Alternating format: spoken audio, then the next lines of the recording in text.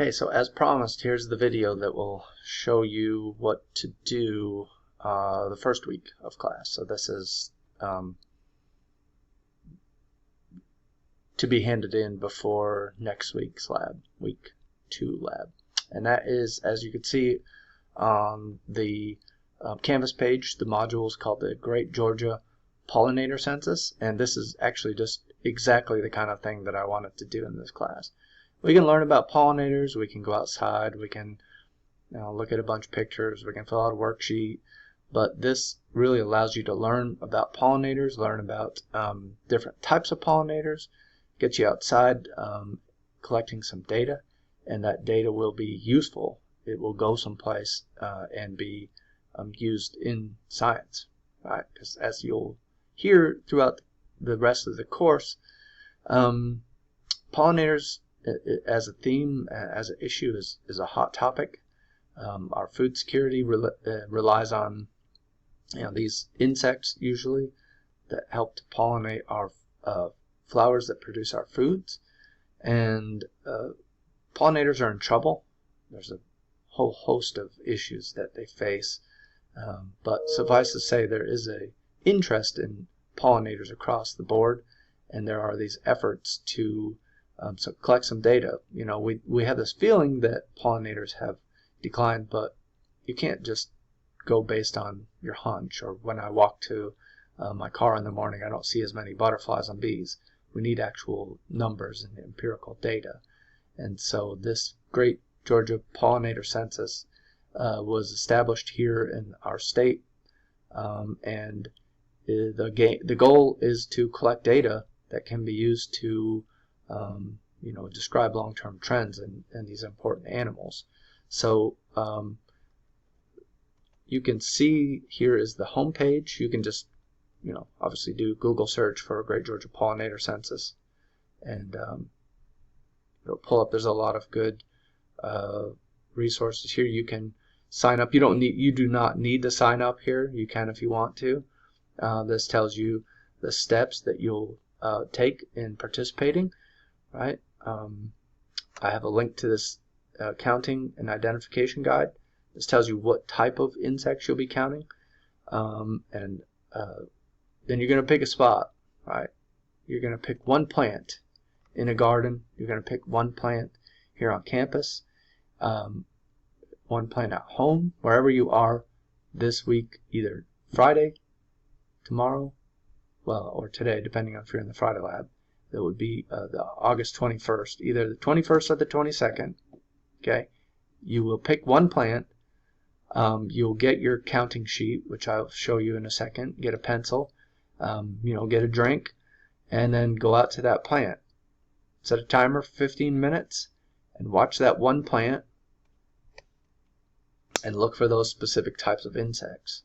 Okay, and count how many carpenter, bumble, or honeybees, small bees, wasp, flies, butterfly, moths, or other insects come to that plant. Fill out your tally sheet, and then you will use the data portal to enter your data. Okay, and then you can, as it says, pat yourself on the back. You did a great thing. Really, pretty much a hero. So.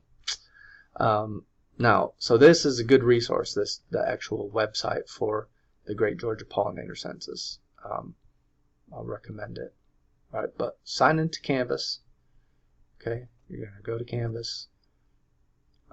Say you are in the Thursday section. You'll go to your 010, 020. Go to Modules. Okay, when you get to Modules, you'll see the Great Georgia Pollinator Census. Okay. There's two things here. One is just a file, a document.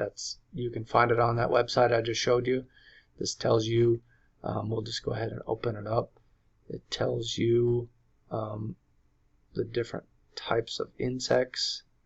Gives you some background about the actual census. The dates are all on this one. It's from last year, but it will work. Oh, what's going on here? Maybe I just can do like this. Yeah, there we go. There's the instructions. If you have questions, it tells you who to talk to.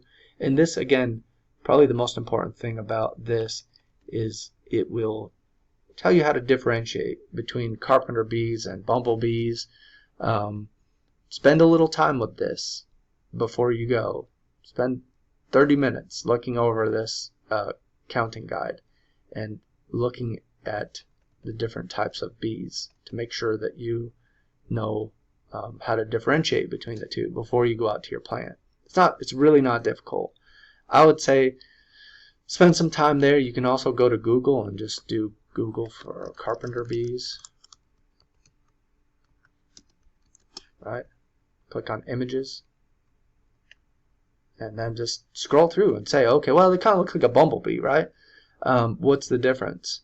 And we see, I think the big difference, as I understand it, is the abdomen, the tail end of this bee.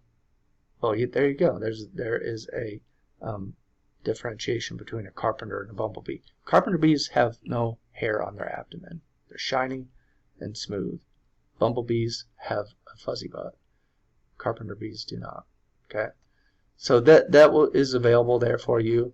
That will help to get you trained up so that you will be able to do a good job on this count. The other thing that's in modules here is the actual assignment. Okay, so here's a link to the data sheet. I would click on this data sheet, print it out, go out, do your count, and then the two things that I want you to upload here on Canvas is a copy. You can just take a picture of your filled out tally sheet. That tally sheet looks like this.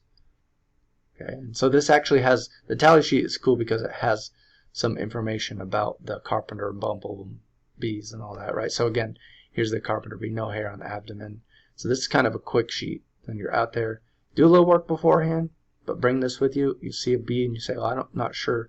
Well, this bee is smallish and it has stripes on its abdomen. Okay, that is a honeybee. Put a little tally over here. Okay. And then whichever insects you see, you're going to have the date and time, the temperature. You can get that right off your phone. You're going to circle whether it's sunny, cloudy, partly cloudy, rainy, and then the name of the plant. Now, the name of the plant, maybe pick a plant that you know. Ask somebody. You can take a picture of the plant and email it to me. There's a lot of different ways to get the name of the plant that you're going to count from. Okay.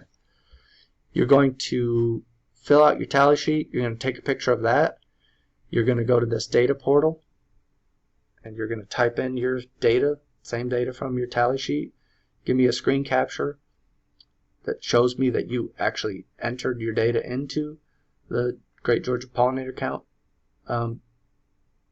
portal, and then upload both of those things here on Canvas.